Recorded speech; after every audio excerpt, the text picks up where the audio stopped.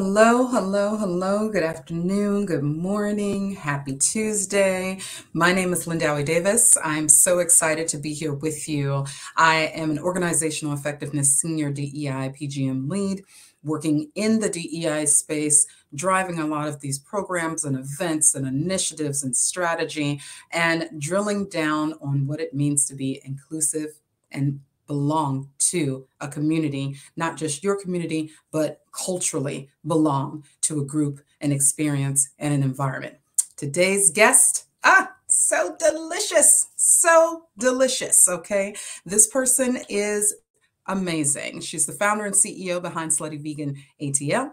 Her name is Pinky Coles. She joins us to discuss her signature 100% vegan comfort food cookbook, Eat Plants, Yatch, 91 vegan recipes that will blow your meat-loving mind. Featuring 91 easy vegan recipes, it includes breakfast creations, dinner items like Jamaican dishes from Pinky's childhood, tapas, and small plates created to celebrate and invoke joy and Southern favorites, plus a selection of tips and tricks for vegan cooking, plant-based substitutes, and complementary dips, jam, jellies, and gravies. Reinventing vegan food culture, Slutty Vegan ATL, crave-worthy indulgent menus, and joyful customer interactions draw locals and visitors to eagerly wait in the now famous lines down the block for vegan burgers, sandwiches, and more. Pinky Cole's empire features 4 Slutty Vegan locations in Georgia, Bar Vegan, and the Pinky Cole Foundation, a nonprofit organization with a mission to empower generations of color to win financially and life in the pursuit of their entrepreneurial dreams. Pinky has been recognized by prestigious organizations across the U.S., including being named to Restaurants Hospitality 2021 Power List, Forbes Next 1000, and so on. And with that, let's welcome Pinky Coles. Hi, how are you?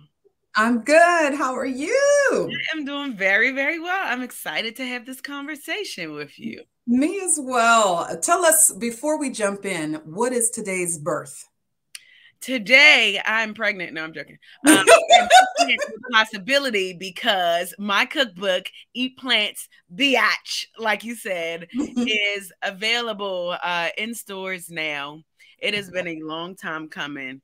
And the fact that I have a book that my children can one day read, that my parents can look at and say, damn, my daughter has a whole book that she created with her face on it. It's such a big deal to me. And then this morning, I was on the front page of the New York Daily News. And, you know, today I just feel good. Like I feel really, really great. And I'm just excited and present in all of the moments that are happening for me. Listen, we are sending out all of those amazing vibes and we feel that energy from you.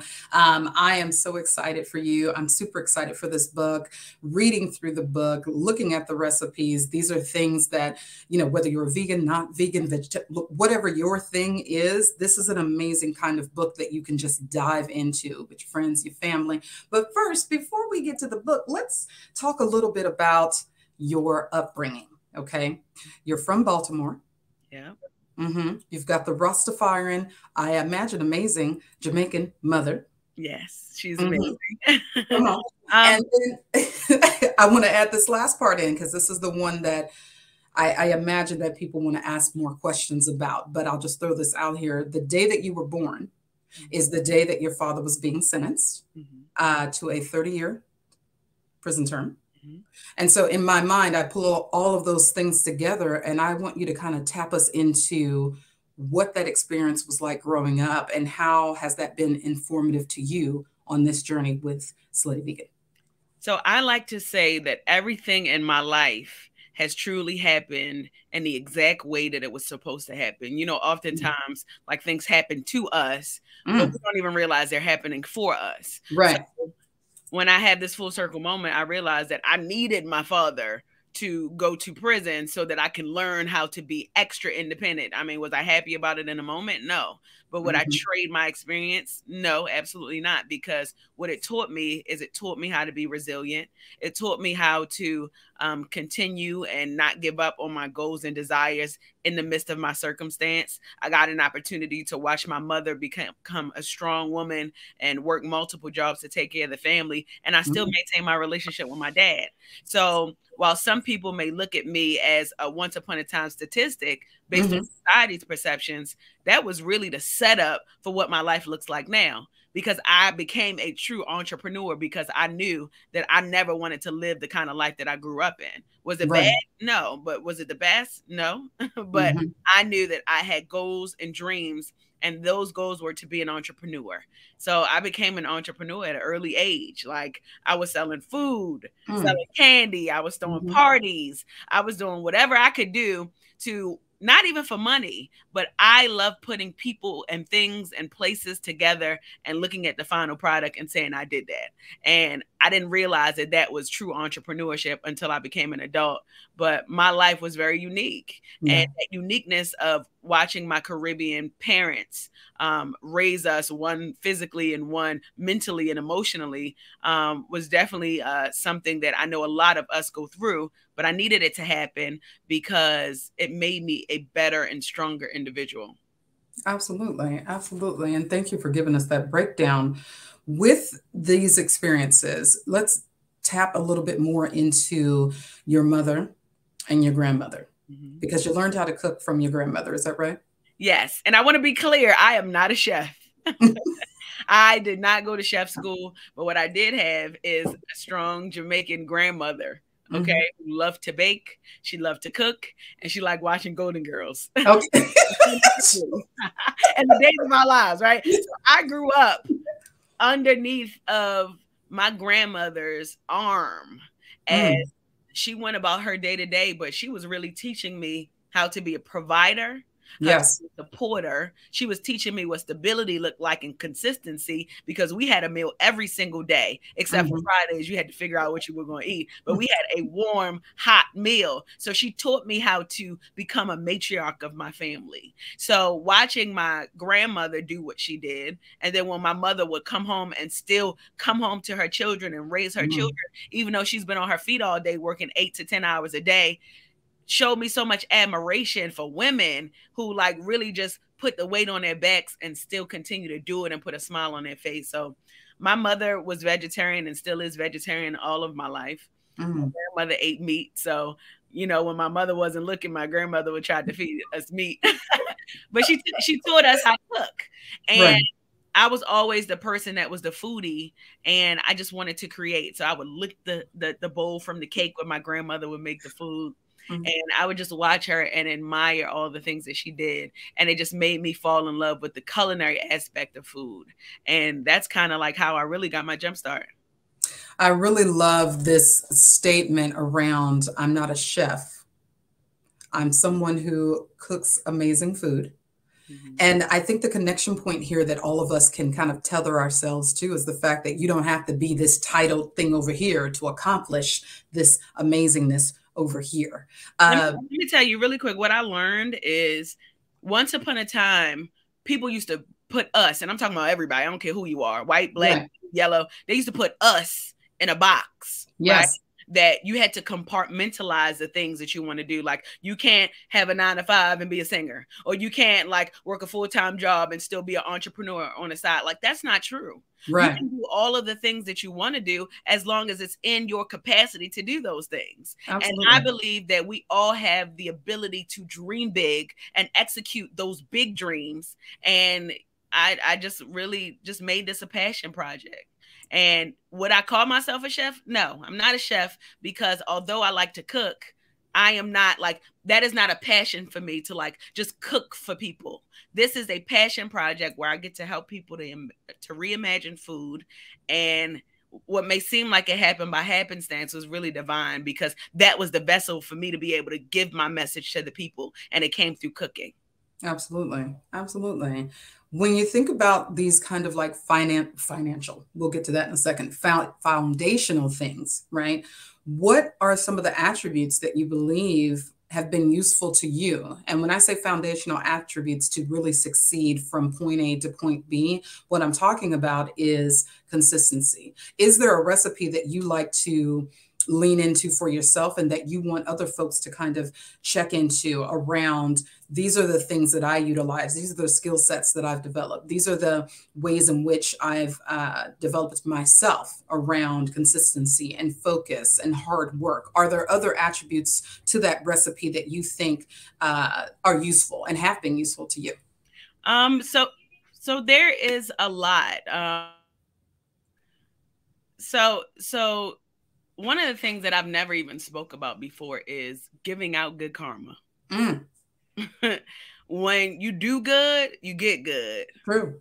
When you be good, good will happen for you and to you. And I am a true believer in that. All of my life, I made sure that I live my life right. I don't lie. I don't steal. I do right by people. I give back. I will give the shirt off my back to people. And as a result of that, that good karmic energy has always come back to support me and all the things that I want to do. Like, I'm talking about blessings after blessings after blessings, because I know that my heart is pure. I know that I have pure and real and good intentions in everything that I do. So my advice to people who want to know what the formula or the secret is, just be a good person, right? It doesn't cost anything to be a good person, right?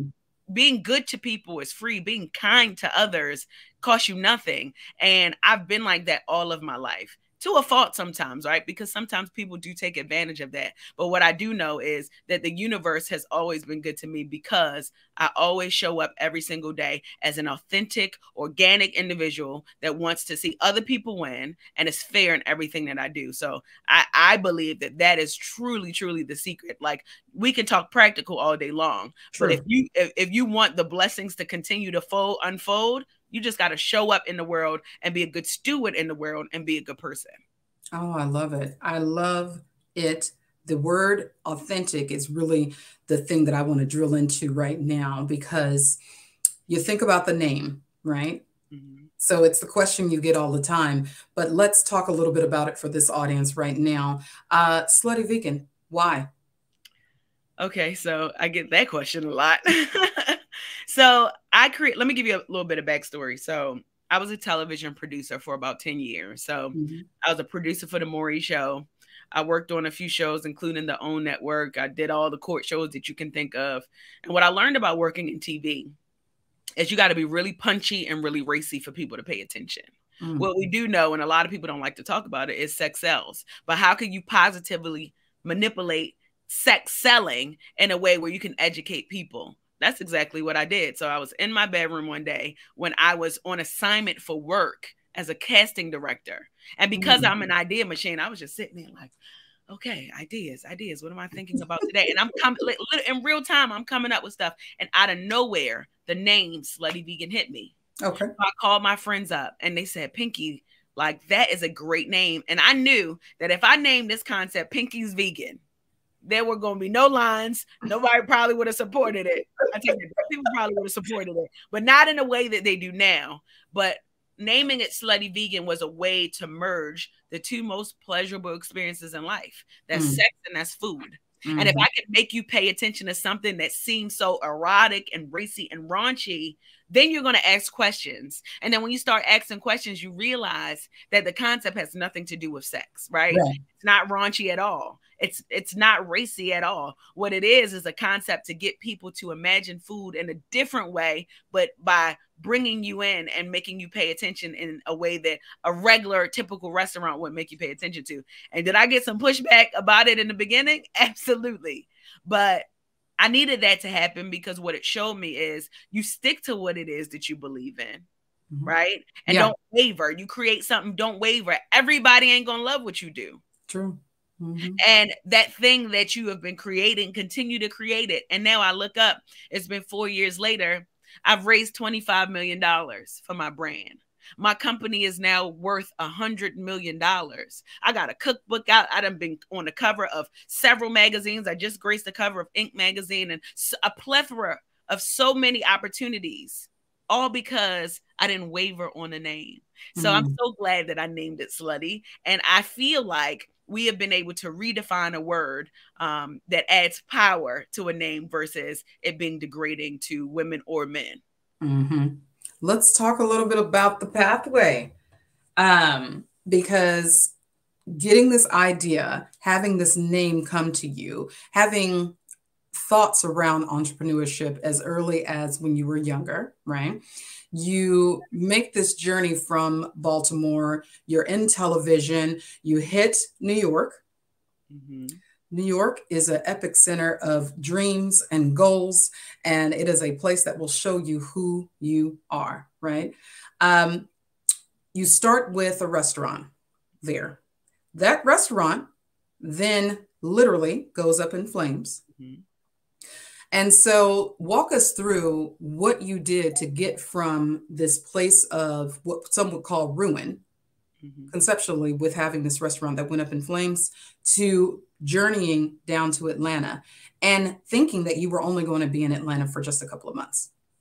You know, pathway, let's talk about that, right? I believe that things happen in your life because it is setting you up for something greater, everything. And I'm a true believer of that. When I had my restaurant in Harlem, it was doing seemingly well for the times, right? And I thought that I was doing good. But what I realized is I was spending all of my 20s inside of a restaurant, not having any free time, really like blood, sweat, and tears, sacrificing everything for this business. But I was hustling backwards because while I thought I knew about business, I didn't even have fire insurance. I barely knew how to pay my sales and use tax, right? I didn't really know what I was doing. I just was opening the doors and selling a product. I didn't know my bottom line. I didn't know any of that. So I needed to know what it felt like doing it wrong. So when it was time to do it right, I'm like, okay, I'm experienced. I've been there, done that. I know what this looks like. I know what to do differently. So when that restaurant caught on fire, I literally, when I say literally and figuratively, felt like I lost everything. My car got repoed, evicted out of my apartment. I felt like I was losing my damn mind. I can remember going to court, literally begging them, give me a couple more days on the eviction so that I had somewhere to go. And obviously, as an entrepreneur, a lot of times we're prideful. So I didn't pick up the phone and call many people, right? To my own demise. But I needed all those things to happen to me because going through that fire, it felt hot at the moment, but I literally walked out of that situation without a hair of smoke on my back. And I'm metaphorically speaking, because that was the best thing that happened to me. Because that was God taking that away from me because something else was supposed to be better. And that better was an opportunity to work back in TV, to work on a healing therapy show. How ironic is it? So while I'm going through it and falling apart, I get an opportunity at the same exact time to work on a show where I get to heal others. So while they thought that I was putting them with the host to heal them, it was giving me the therapy that I needed to heal from my situation, from losing it all, from almost losing my mind. And, you know, they asked me to come to Atlanta temporarily. And all of my friends and family like, Pinky, are you sure? Do you want to do another restaurant? You sure you want to do this? You remember how you felt the last time this happened?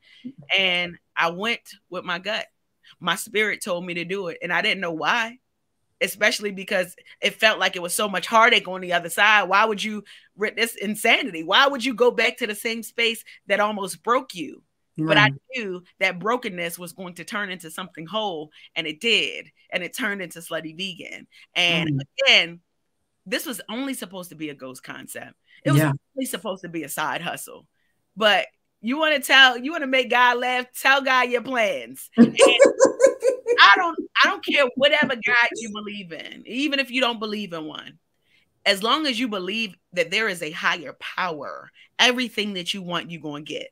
Everything that you think about will manifest. I am living proof that I thought about it. It made my belly leap. I said it every single day that I'm going to be a millionaire. I'm going to have a multi-million-dollar company. I'm going to be successful. It's happening right in front of my face. Because I put those thoughts and that energy into my heart and in my spirit. And now I have a company and the world knows my name. And that feels really good. I mean, it's such a beautiful, beautiful story. It's such a beautiful story. I think with you sharing all of these things, all of these experiences and milestones that happened along the way, it allows people to see that this kind of movement, and most definitely focus on a dream, is real. It's very, very real, and it's very, very possible.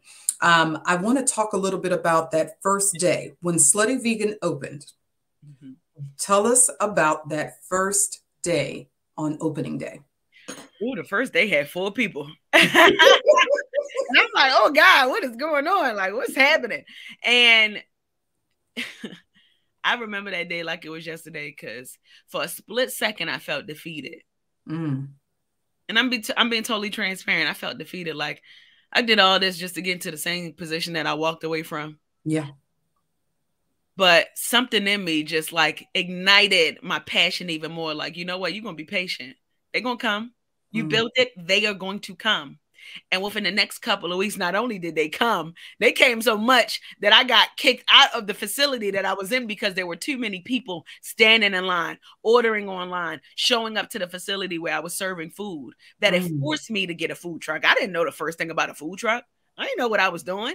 I just went to a local like chop shop that sold equipment and said, hey, do y'all have a food truck? Yeah, we got one. It was the first one that they ever made. And they sold it to me. It was a lemon, but they sold it to me. and listen, that was the best lemonade that I ever made. You know why? Because it literally showed me that I got something special. And that something special turned into a food truck movement, where a food truck movement didn't really even exist in Atlanta. Right. And it went from being in a ghost kitchen, having a couple people standing in line, to having 500 people standing in line every single day, waiting with lawn chairs, with computers, with their children, sitting there like supporting, not complaining, not standing in line for iPhones, not standing in line for sneakers. They standing in line for Slutty Vegan and Pinky Cole and these burgers and these fries. And that right there is when I knew that this was a movement. This was bigger than me. Right. And every day it gets bigger than me. I'm still trying to keep up with the business. So it's a great problem to have, but man, and I still get all worked up because I never expected this. And I've always been a big dreamer, but I have never in my life expected that life would look like this. And I ain't never had no real talents, but I like to run my mouth. So I knew something was going to work out, but I never knew that it would come in the place of creating a brand that could help people see food in a totally different way. I love that story. It reminds me so much of what it means to have a pathway to freedom, what it means to have a pathway to true creativity, because that's what you were doing. You were exercising this creativity, this strong sense of just knowing that you were on to something. But I want to talk and ask you a little bit about, what does it mean to you to have financial freedom? That's one. And two, again, showing people that when you have this thought process, when you have these goals and dreams, that having financial freedom leads you to have resources. Those resources that inform community, right? How are you utilizing some of your resources right now? And how important is it to be steadfast in this journey? Okay, so that was loaded. So I'm going to remember everything that you said. So let's start here. You don't appreciate financial freedom until you don't have financial freedom. I know what it feels like to be flat broke, to have less than $100 in my account and embarrassed because I got a college degree and I don't want to reach out to anybody because I ain't got it. And my ego won't let me ask for help. I know what that feels like, but I also know what it feels like to have more than 6 figures in the bank. And I know what it feels like to be able to do all the things I want to do because I have a level of financial freedom and I could support the people around me. So guess which one I'm going to pick? I'm going to pick the one that I can have financial freedom so that I can help people, so that I can help myself and my family and make sure that everybody is good. And that's important. Not just for me, but because I got 2 kids, one that's 4 months and one that's 15 months, that one day they're going to grow up and have to start their pathway forward. And I'm getting them ready. So it's like a ready, set, go. Like I'm at the ready mark, getting them prepared so that when I pass them the baton, they ain't got to work as hard as me. And their hard work may look a little different than that. And that financial freedom is to make sure that the lineage of my family has what they need and nobody has to struggle. No, we're not going down to the government building, and no shade to nobody that does that, but I'm working hard so that my family doesn't have to do that, so that the people that they're connected to won't have to do that. So when I wake up at 4 o'clock in the morning every day, in my mind, I'm like, it's not just about me. I'm responsible for people at Slutty Vegan and all of the conglomerates. There's about 400 people that I'm responsible for, right? I help support and sustain their families. So I got to get up and make sure that that financial freedom is there for me, because then I can give them opportunity to be able to take care of who they get to take care of. And then speaking of that pathway, using my platform and my resources to be able to help people is even more important. Because what I realized is, as long as I continue to build an ecosystem and help to circulate the dollar, then everyone wins. It's not enough if I just got 7 figures in the bank and like I'm just chilling and like, okay, hello, peasants, there you are. No, that's not cool. It's a win when everybody wins. And how does everybody win? You create that ecosystem. How I've been doing that is through my foundation, the Pinky Cole Foundation, where we've done so much. We have provided financial literacy opportunities for people in the communities in which we serve.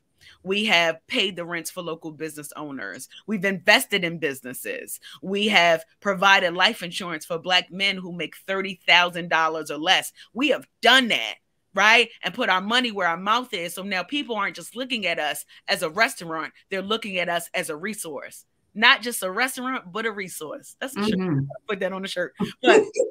But it feels so good to know that we can do that, because once upon a time, I couldn't. Once upon a time, I could barely pay my student loans. And I know that there's a lot of people in this chat that had to call Navient a couple of times and defer. I ain't got to do that no more. And because I don't have to do that anymore, I don't take that for granted. So I work hard and I work smarter, not just hard. I work smarter to be able to build that pathway to freedom so that I could take care of the people that I love. You have said more than a few words. You've said some words. There's some gems. There's raindrops. It's all of the deliciousness that you have just stated beautifully. I wonder, with working your way through your path, right? Building upon your dreams, building upon foundation. What about your personal community is so important? Because a lot of times, you know, everybody can't come with you.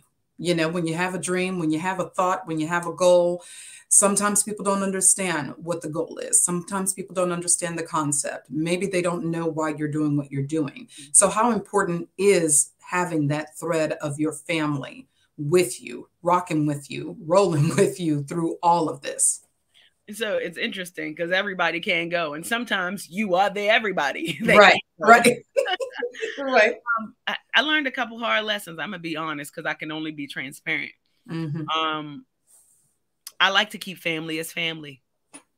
I used to have family working for me, and that was not the best idea. Okay. And I realized that relationships can be damaged when it comes to the workplace. So I like to separate those worlds. I separate the world in which my family lives, where, you know, I support them if they need my support, and my business world, they see me. I'm the entrepreneur, the CEO that is building this empire. I no longer let those worlds collide, because when I started letting those worlds collide, they started to get real chaotic. And does it work for some families? Absolutely. But my family ain't the one. But what I will say is my family understands the vision, the dream, all that I'm doing. And they understand that this is technically a family business. Yes, I own this, but God forbid something happens to me today or tomorrow. This is the family business, even if something doesn't happen to me. And my mother especially has been one of my biggest supporters, because she serves as the support system to help my fiance and I with our children. Okay. His mother helps with our children. So they see the vision. They see the big idea. They're here and they support us. And we couldn't get done what we do if it weren't for them. So I'm grateful for that family element. And you definitely need family around you, because guess what? Nobody knows you like your family. You need people to keep you grounded. You need people that's going to tell you no. And like, Pinky, that don't make sense. Pinky, I don't like that outfit. Pinky, that doesn't look good. You need those kind of people, and those people that'll be honest and trustworthy, so that you can continue to be all the best in everything that you do. Absolutely. Absolutely. I really love just the statement around, having your mother, having your fiance's mother in the picture and really continuing the support so that everyone is thriving in this pathway, in these goals and dreams that you're in pursuit of, that ultimately supports everyone. I want to jump into the book. Again, I'm throwing it up so that everyone can really see how beautiful it is. So beautiful. 91 recipes, like you can't beat that. I'm just thinking about one of the excerpts here. And I want to preface this by saying, and actually ask a question first before I really read an excerpt here. With this book, when I was reading through it, I was looking through the recipes. I was kind of doing a bit more research on these things. This book is set up in such a manner where it's not just recipes. You actually give these wonderful interludes throughout the book around what each section is going to feature in terms of recipes. Was that something that you just came up with because you wanted people to have an additional amount of story? Walk us through the thought process around how the format of the book is set up. It's interesting because everything that I do, I got to do it like super different, right? I like to be very unique in my approach. I love marketing. I didn't go to school for marketing, but I understand marketing to a T, and I love it. I love it because it captures people's attention when you do it right. So when I created this book, I didn't want just a stuffy cookbook, right? Everybody has cookbooks, but I wanted something for you to get a taste of Slutty Vegan and Pinky Cole as you flip through the pages, my story and how I got here, while you can cook at the same time with your friends and your family. And that's what I did. And that's why I broke it down. I knew that this was too early to do a memoir. So I said, I'm not doing a memoir. And I didn't want to just do a straight cookbook. So I merged both of those things together and gave you a little of my story and a lot of recipes and food. And the book is so beautiful, man. Like, I knew it was going to be good, but like when I felt it for the first time, I'm smelling the pages. I'm like, yes. It is definitely one. I pray that it is one of my best works. And I'm excited that people get to now physically touch it themselves, create recipes themselves. And it's not just a vegan book. It's a really good cookbook that has vegan items in it. Right. And let me tell you how unique my approach is to marketing and like really introducing this book to the world. I had a book event launch yesterday. Okay. I started my book tour yesterday. And, regular book tours, just, everybody sitting down talking about what's in the book. I had Crush performing, and I had Little Mo performing, and I had artists, and it was performances, and it just was a party, and it felt like a vibe. And I wanted it to be fun because everything I do, I want to be fun. I want people to feel good when they tap into my energy. And I believe that with this book, you'll feel good. As you flip the pages and make the recipes, you'll feel even better. And if you know how to read, what everybody in here does, you'll definitely enjoy a lot of the recipes. It's familiar to what you already eat if you're a meat eater. It just happens to be plant-based. I love that. I'm looking through, and one of the first sections of the book, okay, is called One Good Morning Grand Rising. Okay. Like most 80s babies, I grew up looking forward to Saturday mornings when I could watch my favorite cartoon shows such as The Smurfs, Alvin and the Chipmunks, one of my favorites, and Jim and the Holograms. Come on. We're revealing our age. It's okay. It's okay. Nothing went better with Saturday morning cartoons than a big old bowl of cereal and whole milk dribbling down my chin. The reason why I wanted to call this episode out is because it's nostalgia, right? And I want to better understand and have you explain to everyone watching too about nostalgia and what about these recipes, specifically in this first section, takes you back to childhood and the feelings that are evoked from that. Growing up in my household was very different. My mother was a musician, and she would have shows in the basement, right? Like intimate shows, or she would do rehearsals in the basement. So every Saturday was always the same. We would wake up, we would clean up the house, we would watch cartoons. My mother would make us read a book sometimes. And, it was the routine of it all. Being around the family came over, watching TV and having cereal in the morning. Like, that is how I grew up. I grew up mostly vegetarian. And like those moments really showed me what family is. Like, we were very tight knit as a family. So you knew on Saturdays people were going to come over, you were going to clean up, you were going to watch TV with the family and like get ready for the day. But like I'll never forget those moments, because growing up as an East Baltimore kid with Jamaican roots, that is how I became the woman that I am. And if I could tap back into that world, I just remember that little girl just so hungry for life and like wanting to be independent. Do you know, I was 13 years old when I got my first job. Like I was that independent, right? Like, so I just wanted to do my own thing, and I just wanted to be just this free bird. And I did that. And Saturdays was a day to do that, where all the family came over. Yes, yes.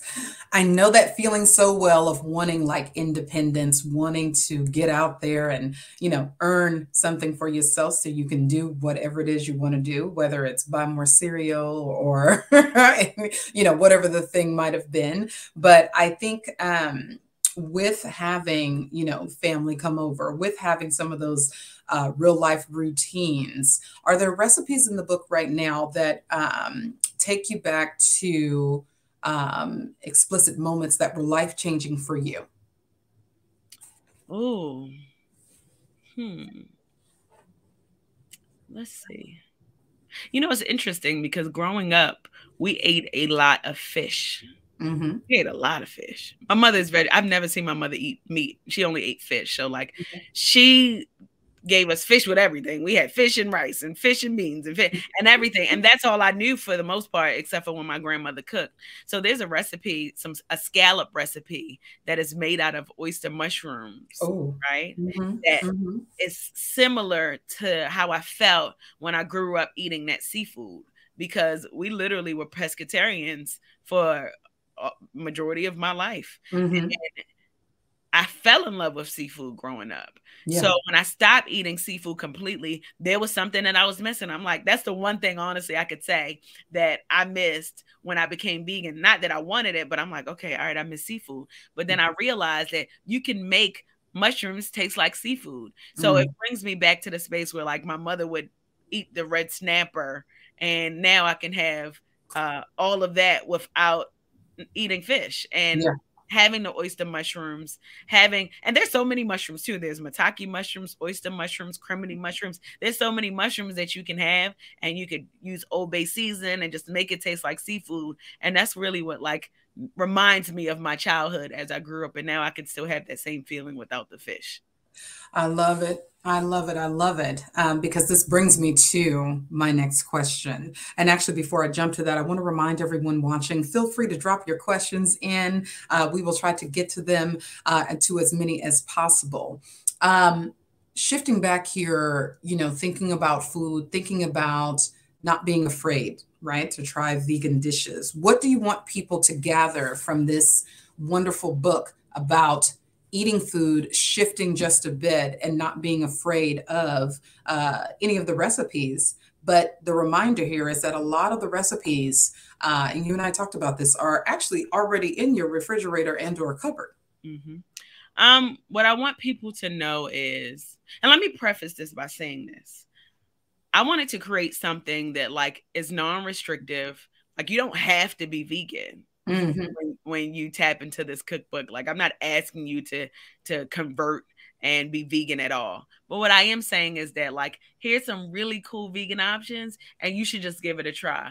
And it's on your own terms when you feel like it, no pressure. Right. That's what I want people to get out of this book. That this is a no frills, no pressure kind of book. If you feel like you want to go vegan on the weekends, crack my book open. Right. If you feel like you want to be Monday, Wednesday, Friday, crack this book open. Or if you feel like, you know what, I'm going to just go 60 days for the new year. Or whenever I wake up and I just want to do a cleanse, you can do this and don't feel like you have to compromise. I feel like oftentimes historically, when you think about veganism, it has always been something like, oh, vegan is too expensive. Oh, it doesn't taste good. We don't want to eat that. Here, this ain't that. Right.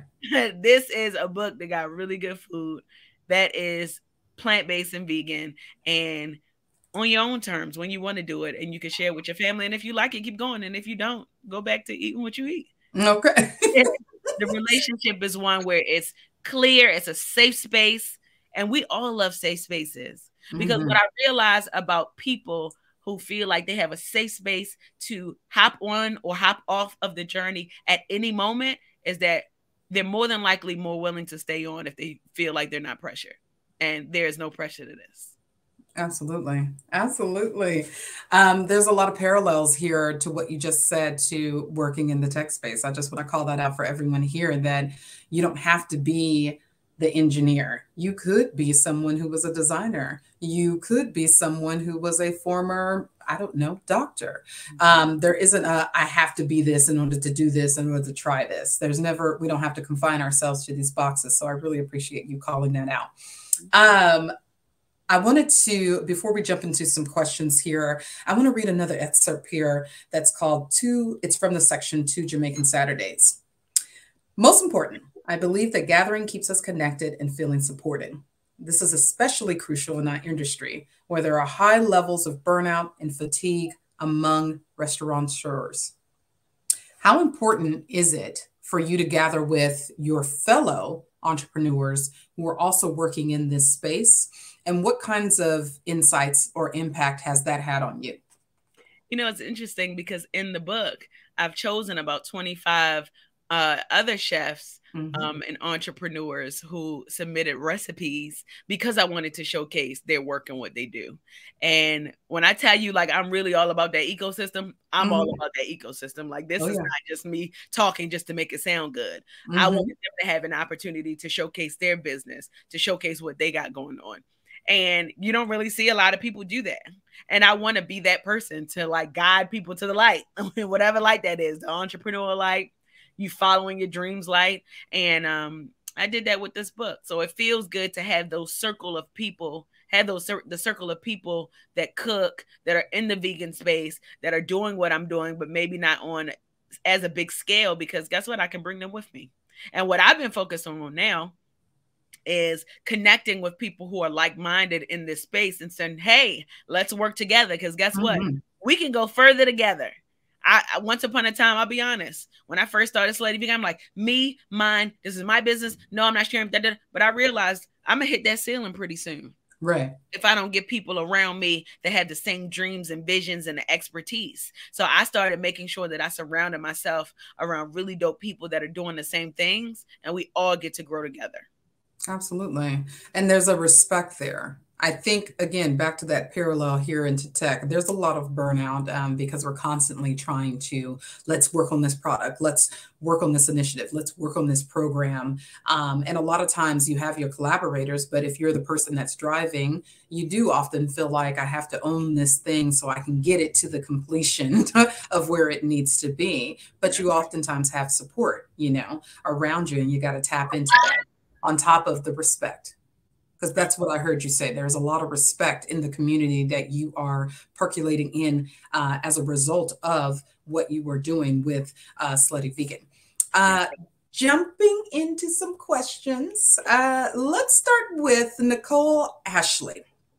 What is one of the top ingredients that you use in your recipes? Coconut milk. And that's because I'm Jamaican, but coconut milk goes well with everything, right? What coconut milk does is it makes food more savory, more flavorful, in my opinion. And if you're making like a creamy, soupy dish, like it adds more texture to the dish, and it just adds like some more flavor into the food. So like I grew up eating rice and peas, right? And we always made sure that we put coconut milk in the rice and peas because it makes it more fluffier and it makes it taste better. And like, it's, how can I describe it? Like it's more rich, like, and it tastes really good. So like my two favorite ingredients is ketchup and coconut milk. I make sure that I put those things in everything. And everybody's like, well, why you put ketchup and coconut milk and everything? Because it tastes good. The coconut milk is my number one. Absolutely. Thank you for that. Next question. Oh, okay. Camille Harvey. Why did you land on a vegan menu? Because I was vegan and still vegan.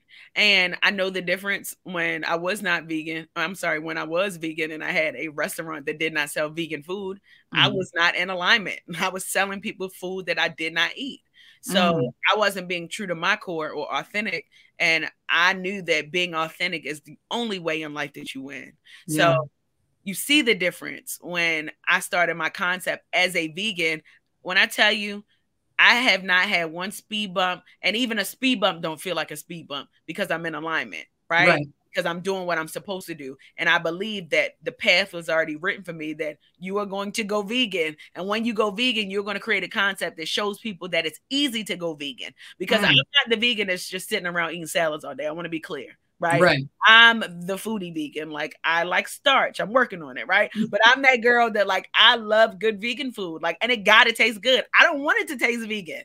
I want it to taste really good, whatever that means.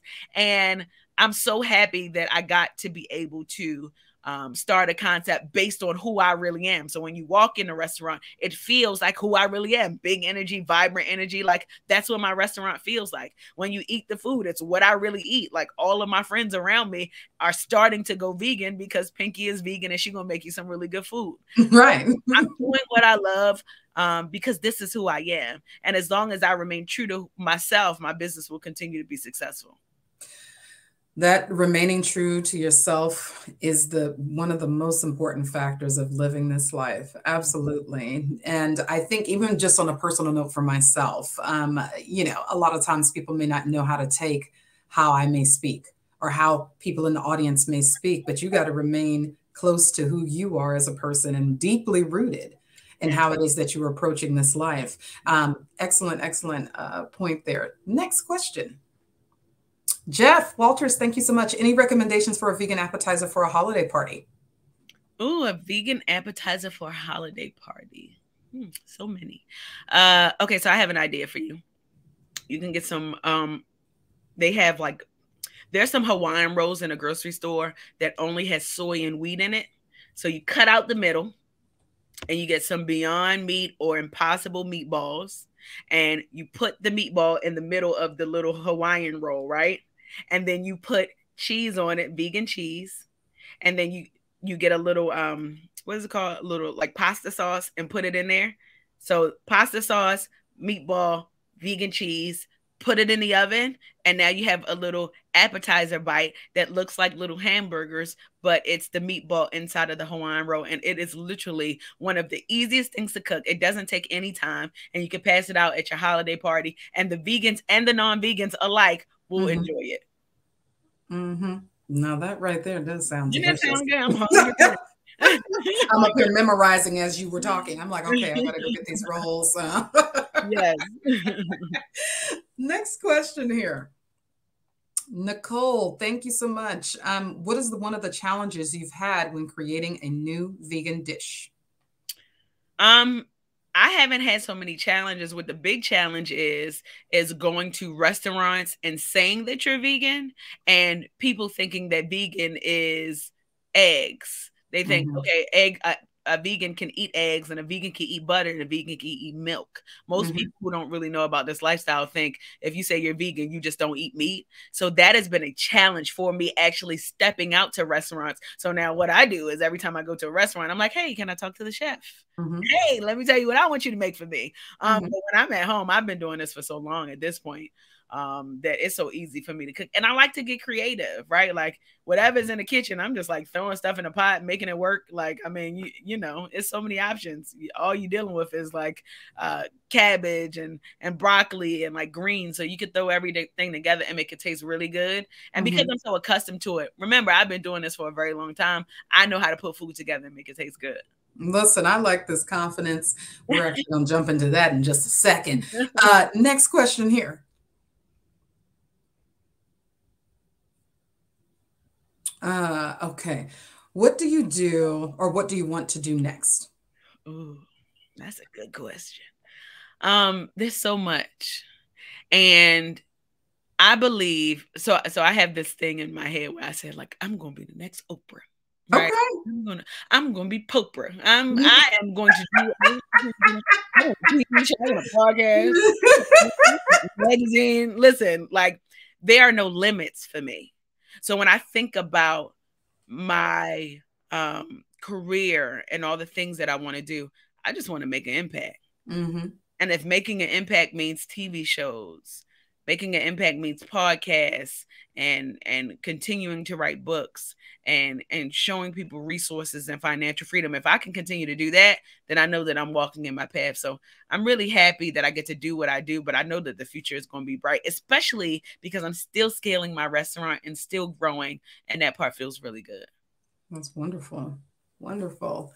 Next question. Yes, Rashida Downs. What is your favorite vegan dish? My favorite, I love spaghetti. I love spaghetti. Okay.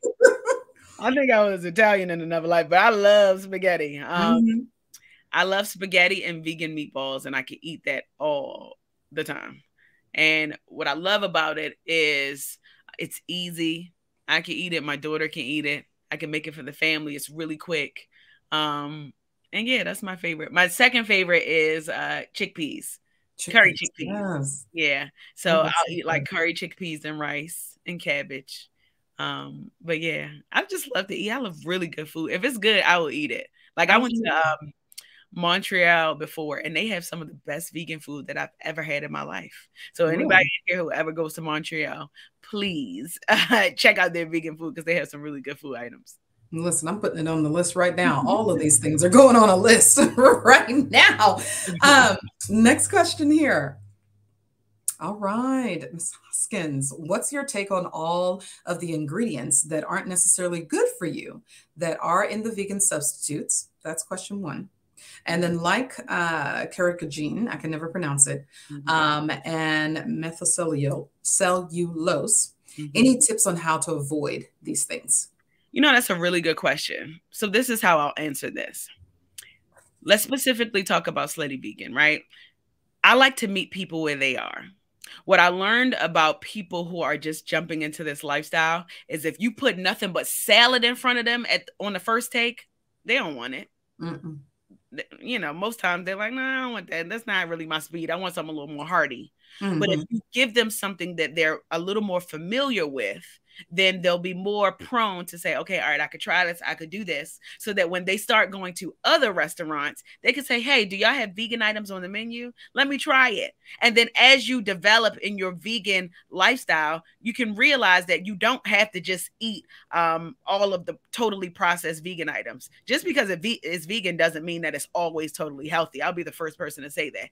But what I also understand is you have to meet people where they are in their journey, right? If they want to eat burgers and fries when they start, everything in moderation. And then as you evolve in your vegan lifestyle, make sure that you include more alkaline items so that you can make sure that you have balance, because life is about balance. And I think that that's the best way to be able to show people that you can totally be a part of this lifestyle. When I first started fully going vegan, like I was eating fries every day, just fries. That's it, because I didn't have anything else to eat. But now I got range. But you got to give people the opportunity to evolve, even if that means eating processed vegan food. And that doesn't make you a bad person, but make sure that you do everything in moderation. That's what I'll say to that.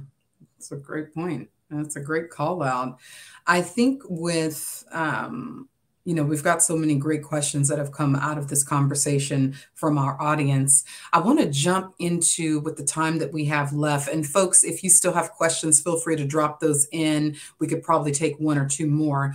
But Pinky, when it comes to just this journey, right? Continuing the journey, because Slutty Vegan is not just a restaurant, right? It's not just the Pinky Coles Foundation. No, there are other arms of business. What are those other arms, and where exactly are you headed? Oh, there's so many arms. So right now we're working on a documentary. I'm doing another documentary for my cookbook tour. When I'm finished, we're doing a reality show that we're working on. I started a production company, and artists under that production company.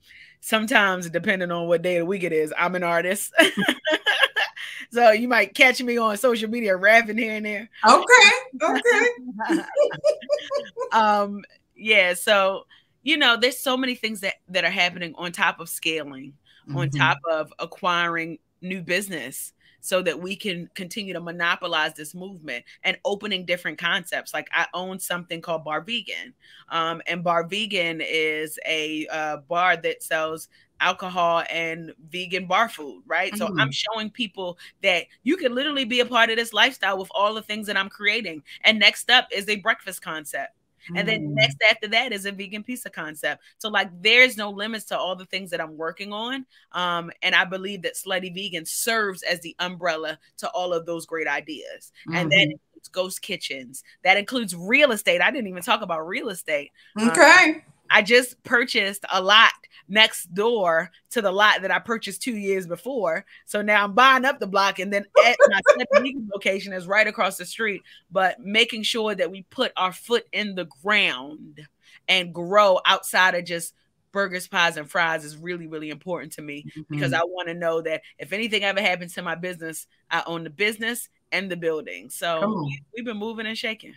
Oh man, this just the words of and themes that have occurred throughout this conversation: foundation, resilience, building, community, family, really believing in yourself. These are so many amazing keys and a recipe. I mean, by the end of this conversation, we would have put together this very delicious recipe about movement. I think we have time for 1 to 2 other questions. Let's go with the next question here. Camille, yes. What is the best piece of advice you have for someone trying to get started on their entrepreneur journey? Daily motivations that you like to utilize? Yes. Ooh, this is my favorite. And I always say something different here. You're going to always get what you deserve. Mm. What do I mean when I say that? If you wake up every morning and put your mind to it and work out and like put the pedal to the metal and get and work like, you know, you are the intern, you're going to get what you deserve. You're going to get all the things that you want. But if you wake up and you lazy and you procrastinate and you don't want to do the work today, and I don't feel like working today, and you want to sit around and just be a bum all day, you're going to get what you deserve too. So you have to decide, what is it that you deserve? Do you deserve to have all the desires of your heart? Do you deserve to be a rock star and have a booming business and be confident in all things that you do? Or do you deserve to get nothing, to get crumbs? You know, like in Christmas when Santa is giving coal, do you deserve coal because you Right. didn't put in the work? Do you deserve nothing because you put out nothing? So be mindful of knowing what you deserve based on what you put out, because you will get what you deserve. Mm. That right there is a word. Be mindful of what you know you deserve. Yeah. People, if you're watching this, I want you to understand your value. I know I understand mine. I'm fighting for it every single day. My personal life, my professional life. Pinky, you are doing the same thing. I want to thank all of our audience here, everyone that submitted a question. Thank you so much for taking time out of your day. I know this is a crazy time at Google where so much work is being done and being closed out. Pinky, Thank you so you are wonderful. We thank you. Thank you so much. We are wishing you nothing but great things. And this book, oh my gosh, let's just put that on. I mean, it'll go right in that picture. But for everyone watching, please take the time to grab this book. It is beautiful. It is well written. The recipes are delicious, and all of the guest chefs are wonderful in this book. Pinky, we wish you the best, and we thank you again. Thank you, guys. Have a good one.